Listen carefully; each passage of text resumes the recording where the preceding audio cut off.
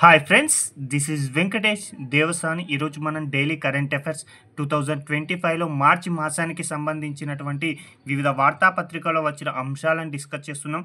ఈరోజు మార్చి 4వ తేదీలో వివిధ వార్తాపత్రికల్లో వచ్చినటువంటి ప్రధాన అంశాలను, పోటీ పరీక్షల్లో అడిగేటువంటి ఇంపార్టెంట్ అంశాలని మీ ముందుకు తీసుకురావడం జరుగుతుంది. అందులో అతి ముఖ్యమైన అంశం అవార్డులకు సంబంధించిన అంశం అనేది ప్రధాన కథాంశంగా రావడం జరిగిందండి. ప్రధాన వార్తగా రావడం జరిగింది. అలా ప్రధానంగా వచ్చినటువంటి అవార్డులలో ఆస్కార్ అవార్డు అండి చాలా చాలా ఇంపార్టెంట్. 2025 సంవత్సరంలో ఆస్కార్ అవార్డులను ప్రదానం చేయడం జరిగింది. కాబట్టి ఎగ్జామినర్ ఇక్కడ నుంచి ప్రశ్న అనేది అడగడానికి అవకాశం ఉంది. కాబట్టి చూడండి, 2025లో ప్రకటించినటువంటి ఆస్కార్ అవార్డులు అనేవి ఎన్నవ ఎడిషన్కు సంబంధించినవని డైరెక్ట్ ప్రశ్న రావచ్చు. కాబట్టి 97వ ఆస్కార్ అవార్డు అని గుర్తుంచుకోండి. అయితే 97వ ఆస్కార్ అవార్డులను 2025 సంవత్సరంలో ప్రదానం చేయగా ఇందులో ఉత్తమ చిత్రంగా అనోరా అనేటువంటి ఒక చిత్రం ఎంపిక కావడం జరిగింది. కాబట్టి చాలా చాలా ఇంపార్టెంట్ అండి. 2025లో ప్రదానం చేసిన 97వ ఆస్కార్ అవార్డులలో ఉత్తమ చిత్రం వచ్చేసి అనోరా అండి. ఇది వేశ్య వృత్తికి సంబంధించినటువంటి కథాంశం ఆధారంగా తీసినటువంటి చిత్రం అని గుర్తుంచుకోండి. ఇక ఉత్తమ నటుడుగా ఆండ్రియన్ బ్రాడీ అనేటువంటి వ్యక్తికి ఉత్తమ నటుడు అనేటువంటి కేటగిరీ కింద అవార్డు రావడం జరిగింది. ఆడ్రియన్ బ్రాడీ అని గుర్తుంచుకోండి. అతడు ఏ చిత్రానికంటే ది బూటలిస్ట్ అనేటువంటి చిత్రానికి ఉత్తమ నటుడు కింద అవార్డు రావడం జరిగింది. ఇక ఉత్తమ నటి అవార్డు కింద ఉత్తమ నటి కేటగిరీ కింద మైకీ మ్యాడిసన్ అనేటువంటి నటికి ఉత్తమ నటి అవార్డు అనేది రావడం జరిగింది. ఏ చిత్రానికి అంటే మాత్రం అనోరా అనేటువంటి చిత్రం అని గుర్తుంచుకోండి. ఇక ఉత్తమ దర్శకుడు అండి సీన్ బేకర్ అండి. అనోరా చిత్రానికి గాను ఉత్తమ దర్శకుడు అవార్డు అయితే రావడం జరిగింది. ఇక ఉత్తమ సహాయ నటి అవార్డు వచ్చేసి జోయి సాల్దానా అండి. ఎమిలియా ఫెరెజ్ అనేటువంటి చిత్రానికి గాను ఉత్తమ సహాయ నటి అవార్డు రావడం జరిగింది. ఇక ఉత్తమ సహాయ నటుడు అవార్డు వచ్చేసి కిరణ్ కుల్కిన్, సేమ్ సినిమా అండి, ఏరియల్ పెయిన్ అనేటువంటి చిత్రానికి గాను ఈ యొక్క అవార్డు రావడం జరిగింది. కాబట్టి గుర్తుంచుకోండి, ఉత్తమ సహాయ నటుడు వచ్చేసి కిరణ్ కుల్కిన్ అండి. రియల్ పెయిన్ అనేటువంటి చిత్రానికి గాను ఈ యొక్క అవార్డు అయితే రావడం జరిగింది. ఇక ఉత్తమ అంతర్జాతీయ చలనచిత్రం అండి. ఎగ్జామినర్ మన అందరికీ కూడా ఉత్తమ చిత్రం, ఉత్తమ నటుడు, ఉత్తమ నటి, దర్శకుడు ఇవి చదువుకొని వెళ్తాం. కానీ ఎగ్జామినర్ మనల్ని కన్ఫ్యూజ్ చేయడానికి ఇలాంటి కేటగిరీలను ఎగ్జామినేషన్లో అడుగుతున్నాడు. కాబట్టి గుర్తుంచుకోండి, ఉత్తమ జాతీయ చలనచిత్రం చాలా చాలా important. I am still here అండి. ఐ యామ్ స్టిల్ హియర్ అనేటువంటి చిత్రానికి గాను ఉత్తమ అంతర్జాతీయ చలనచిత్ర అవార్డు రావడం జరిగింది. ఉత్తమ డాక్యుమెంటరీ ఫీచర్ ఫిలిం అండి. చాలా చాలా ఇంపార్టెంట్ అండి. వీటిని మాత్రం తప్పనిసరిగా గుర్తుంచుకోండి. ఎగ్జామినర్ మనం పై అంశాలను ఫోకస్ చేస్తే ఎగ్జామినర్ మాత్రం ఇక్కడి అంశాలపైన ప్రశ్నలు అడుగుతున్నాడు. కాబట్టి గుర్తుంచుకోండి, ఉత్తమ డాక్యుమెంటరీ ఫీచర్ ఫిలిం వచ్చేసి నో అదర్ ల్యాండ్ అనేటువంటి చిత్రానికి గాను రావడం జరిగింది. ఇక ఉత్తమ ఒరిజినల్ స్క్రీన్ ప్లే అండి. అనోరా చిత్రానికి గాను దర్శకుడు సీన్ బేకర్ గారికి ఉత్తమ స్క్రీన్ ప్లే అవార్డు రావడం జరిగింది. ఇక ఉత్తమ ఒరిజినల్ స్కోర్ వచ్చేసి ది బ్రూటలిస్ట్ చిత్రానికి గాను డేనియల్ బ్లూంబర్గ్ గారికి ఈ యొక్క అవార్డు రావడం జరిగింది. ఇక ఉత్తమ ఒరిజినల్ గీతం వచ్చేసి ఎల్మాల్ అండి. ఎమిలియా ఫెరెజ్ అనేటువంటి చిత్రం అని గుర్తుంచుకోండి. ఇక ఉత్తమ యానిమేటెడ్ ఫీచర్ ఫిల్మ్ వచ్చేసి ఫ్లోకి ఈ యొక్క అవార్డు అనేది రావడం జరిగింది. ఇక ఉత్తమ కాస్ట్యూమ్ డిజైన్ వచ్చేసి వీకెడ్ అండి. పాల్ ట్రీజ్వెల్ అనేటువంటి చిత్రం. ఇక ఉత్తమ సినిమాటోగ్రఫీ ది బ్రూటలిస్ట్ చిత్రానికి గాను లాల్ క్రాలీ గారికి. అదేవిధంగా ఉత్తమ డాక్యుమెంటరీ షార్ట్ ఫిలిం అండి. చాలా చాలా ఇంపార్టెంట్, గుర్తుంచుకోండి.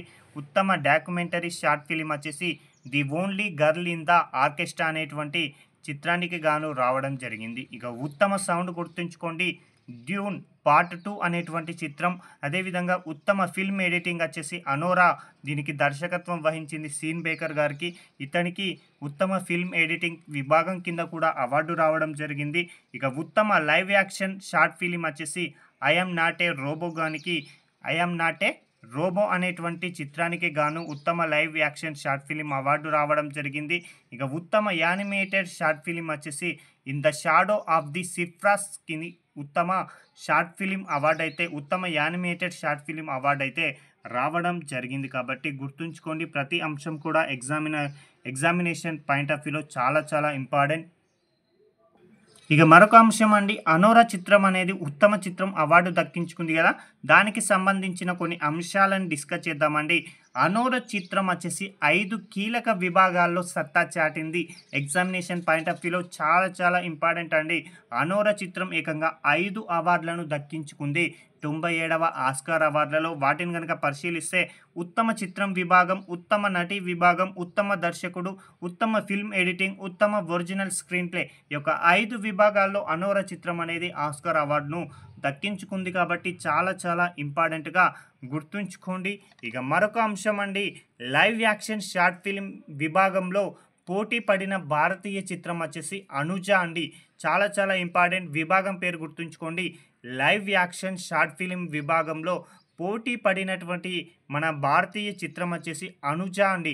అయితే ఈ యొక్క 'అనుజ' అనేటువంటి చిత్రానికి ఎలాంటి పురస్కారం దక్కలేదండి. కాబట్టి ఉత్తమ లైవ్ యాక్షన్ షార్ట్ ఫిల్మ్‌గా అవార్డు పొందినటువంటి చిత్రం ఇందాకే డిస్కస్ చేసాం, 'ఐ యామ్ నాట్ ఏ రోబో'కు ఈ యొక్క అవార్డు రాగా 'అనుజ'కు మాత్రం ఎలాంటి పురస్కారం దక్కలేదు. మరొక అంశం అండి, ఒకే చిత్రానికి 4 సార్లు అవార్డు అందుకున్న మొదటి వ్యక్తిగా చరిత్ర సృష్టించారు. ఎవరు అంటే సీన్ బేకర్ అని గుర్తుంచుకోండి. ఒకే చిత్రానికి 4 సార్లు అవార్డు అందుకున్న మొదటి వ్యక్తిగా ఇతడు చరిత్ర సృష్టించారు. గతంలో ఈ యొక్క రికార్డ్ అనేది వాల్ట్ డిస్నీ అనేటువంటి వ్యక్తి వేరు సినిమాల ద్వారా 4 అవార్డులు అందుకున్నారు. కానీ ఇక్కడ సీన్ బేకర్ వచ్చేసి ఒకే చిత్రానికి 4 అవార్డులు అయితే అందుకున్నటువంటి మొదటి వ్యక్తిగా రికార్డ్ అయితే సృష్టించారు అని గుర్తుంచుకోండి. ఇక ఇందాక చెప్పుకున్నట్టే భారత్ తరపున ఆస్కార్ నామినేషన్ పొందిన live action short film 'Anuja' చిత్రానికి నిరాశే ఎదురైంది. ఈ విభాగంలో 'I am not a robot' అనేటువంటి లఘు చిత్రం పురస్కారాన్ని కైవసం చేసుకుంది. ఇక అభ్యర్థులు గుర్తుంచుకోవాలి, తెలంగాణకు సంబంధించిన అభ్యర్థులు చాలా చాలా ఇంపార్టెంట్ అండి. ఉత్తమ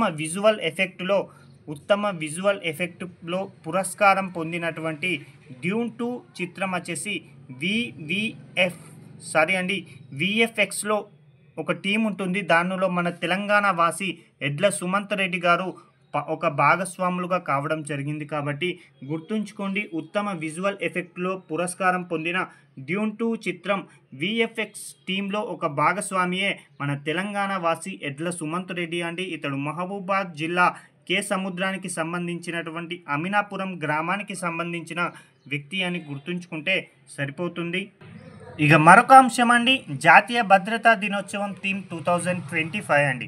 అయితే మనం ప్రతి సంవత్సరం కూడా జాతీయ భద్రతా దినోత్సవాన్ని ఎప్పుడు నిర్వహించుకుంటాం అనేది చాలా చాలా ఇంపార్టెంట్. మన దేశంలో జాతీయ భద్రతా దినోత్సవాన్ని ఏటా మార్చి 4వ తేదీన నిర్వహించుకోవడం జరుగుతుంది. దీని యొక్క థీమ్ అండి, 2025 సంవత్సరంలో జాతీయ భద్రతా దినోత్సవం యొక్క థీమ్ వచ్చేసి వికసిత్ భారత్కు భద్రత శ్రేయస్సు కీలకమండి, safety and well being crucial for Viksit Bharat అనేటువంటి ఒక ప్రత్యేకమైనటువంటి ఇతివృత్తాన్ని 2025లో జరిగినటువంటి జాతీయ భద్రతా దినోత్సవం యొక్క థీమ్గా ఎంచుకోవడం జరిగింది.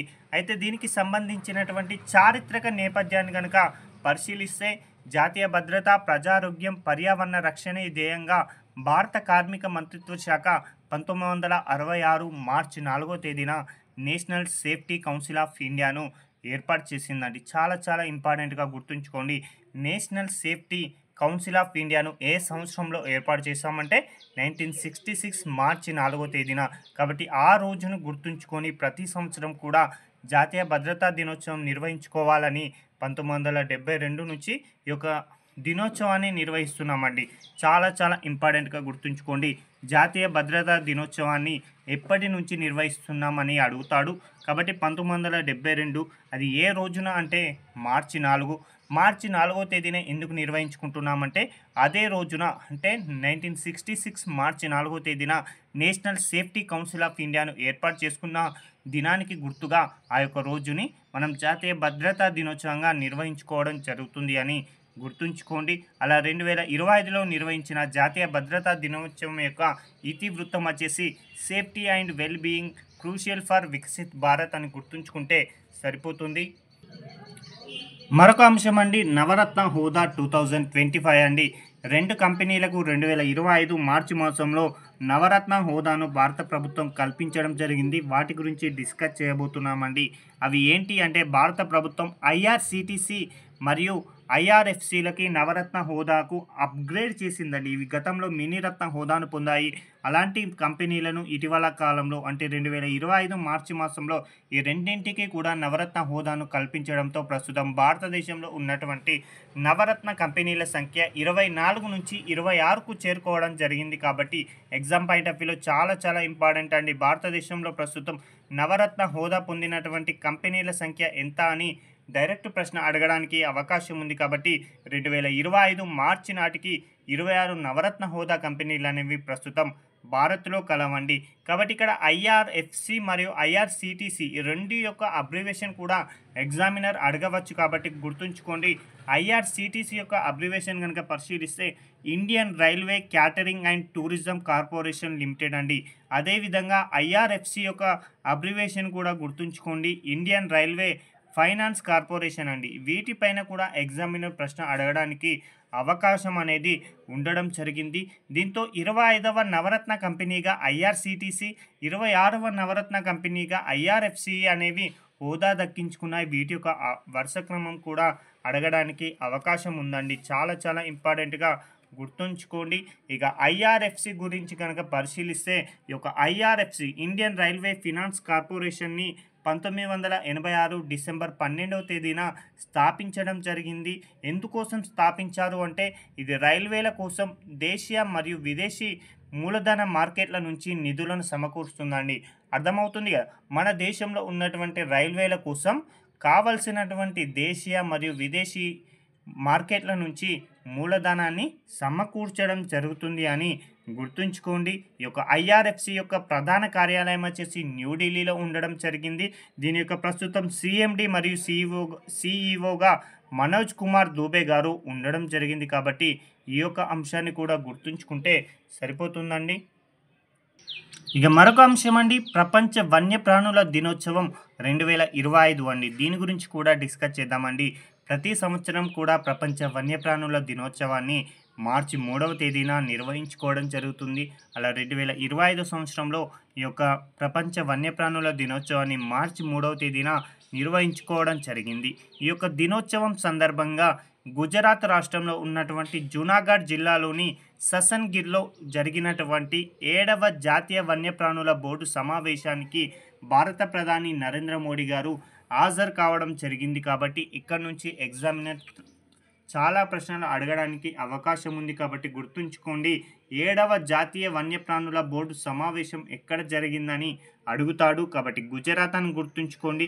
లేదా 2025లో జరిగిన జాతీయ వన్యప్రాణుల బోర్డు సమావేశం ఎన్నవది అని అడగవచ్చు. కాబట్టి 7వది అని గుర్తుంచుకోండి.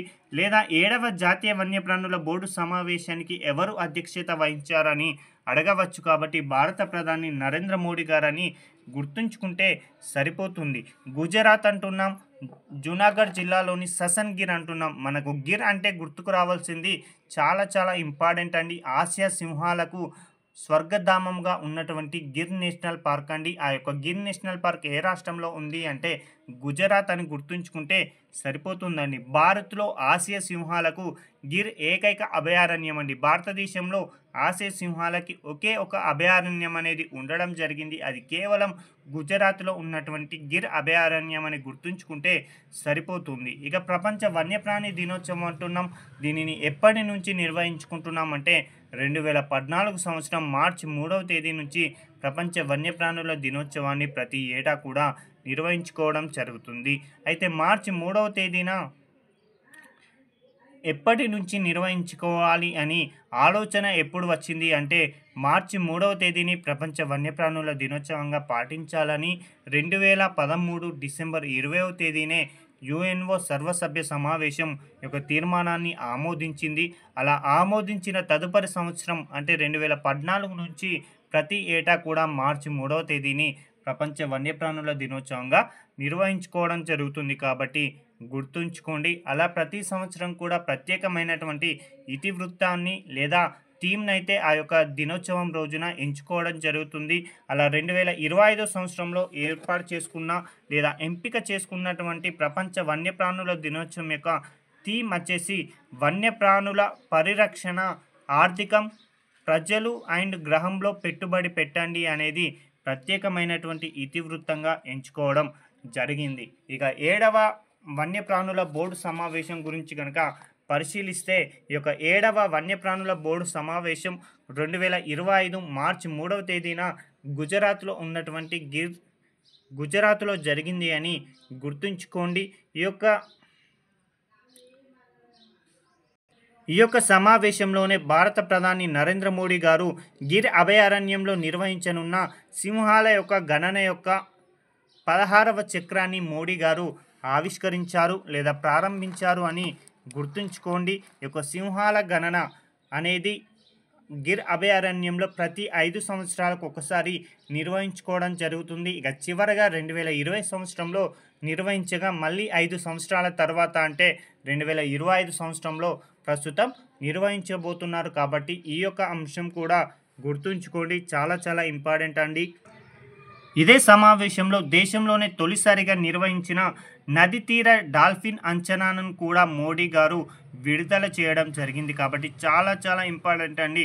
ఇప్పటి వరకు కూడా నది తీర డాల్ఫిన్ల యొక్క అంచనా అనేది చేయలేదు. తొలిసారిగా 2025 సంవత్సరంలో దీనిని విడుదల చేశారు. కాబట్టి ఎగ్జామ్ పాయింట్ ఆఫ్ వ్యూలో ఇక్కడ నుంచి కంపల్సరిగా ప్రశ్న అడగడానికి అవకాశం ఉందండి. ఈ యొక్క నది తీర డాల్ఫిన్ల అంచనా కోసం దేశంలో ఉన్నటువంటి 8 రాష్ట్రాల్లోని 28 నదుల పైన ఈ యొక్క జనాభా గణన అనేది జరిగింది. కాబట్టి ఈ యొక్క డిజిట్ను కూడా గుర్తుంచుకోండి. 8 రాష్ట్రాలను గుర్తుంచుకోండి, 28 నదులు అని గుర్తుంచుకుంటే సరిపోతుంది. ఈ యొక్క గణన ప్రకారం దేశంలో మొత్తం డాల్ఫిన్ల సంఖ్య వచ్చేసి 6327 అండి. ఈ యొక్క డిజిట్ను కూడా తప్పనిసరిగా గుర్తుంచుకోండి, చాలా చాలా ఇంపార్టెంట్ అండి. దేశంలో జరిగిన మొట్టమొదటి నది తీర డాల్ఫిన్ అంచనా ప్రకారం దేశంలో ఉన్నటువంటి మొత్తం డాల్ఫిన్ల సంఖ్య వచ్చేసి 6327 అని గుర్తుంచుకోండి. దీంతో దేశంలో అత్యధికంగా డాల్ఫిన్లు కలిగి ఉన్నటువంటి రాష్ట్రంగా మొదటి స్థానంలో ఉత్తరప్రదేశ్ ఉందండి. ఎందుకంటే ఇక్కడ మనకు గంగా నది మరియు అనేక గంగా నది ఉపనదులు అనేవి ఉండడంతో అత్యధికంగా డాల్ఫిన్లు కలిగినటువంటి రాష్ట్రంగా మొదటి స్థానంలో ఉత్తరప్రదేశ్, రెండవ స్థానంలో బీహార్, మూడో స్థానంలో వెస్ట్ బెంగాల్, నాలుగో స్థానంలో అస్సాం నిలవడం జరిగింది. కాబట్టి ఈ యొక్క డిజిట్ను అదేవిధంగా రాష్ట్రాల యొక్క వరుస క్రమం కూడా గుర్తుంచుకోండి. ఇక national board for wild life గురించి ఇందాక డిస్కస్ చేశాం. కాబట్టి దీనిని ఏ సంవత్సరంలో ఏర్పాటు చేశారనేది కూడా మనకు తెలిసి ఉండాలండి. 1972 వన్యప్రాణుల చట్టంలోని సెక్షన్ 5A ప్రకారం 2003లో ఈ యొక్క నేషనల్ బోర్డ్ ఫర్ వైల్డ్ లైఫ్ని ఏర్పాటు చేయగా దీనికి చైర్పర్సన్గా ఎవరు వ్యవహరిస్తారు అంటే భారత ప్రధాని అని గుర్తుంచుకుంటే సరిపోతుంది. ఇక మరొక అంశం అండి, ఈరోజు వార్తల్లో ప్రధానంగా కనిపించిన మరో అంశం దుబాయ్ ఓపెన్ టెన్నిస్ టోర్నమెంట్ అండి. చాలా చాలా ఇంపార్టెంట్ అండి. భారత టెన్నిస్ ఆటగాడైనటువంటి యూకీ బాబ్రీ అదేవిధంగా ఆస్ట్రేలియన్ ప్లేయర్ అయినటువంటి అలెక్సీ పాపరిన్ వీరిద్దరూ కూడా 2025లో నిర్వహించిన దుబాయ్ ఓపెన్ టెన్నిస్ డబుల్స్ టైటిల్ని గెలుచుకోవడం జరిగింది. కాబట్టి చాలా చాలా ఇంపార్టెంట్ అండి.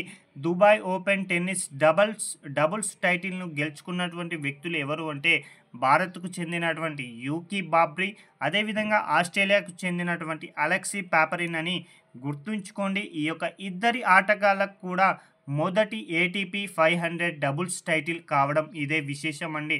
ఇప్పటి వరకు కూడా వీరు ATP 500 డబుల్స్ టైటిల్ని సాధించలేదు. తొలిసారిగా 2020 సంవత్సరంలో వీరు ఆ యొక్క ఘనతను సాధించడం జరిగింది.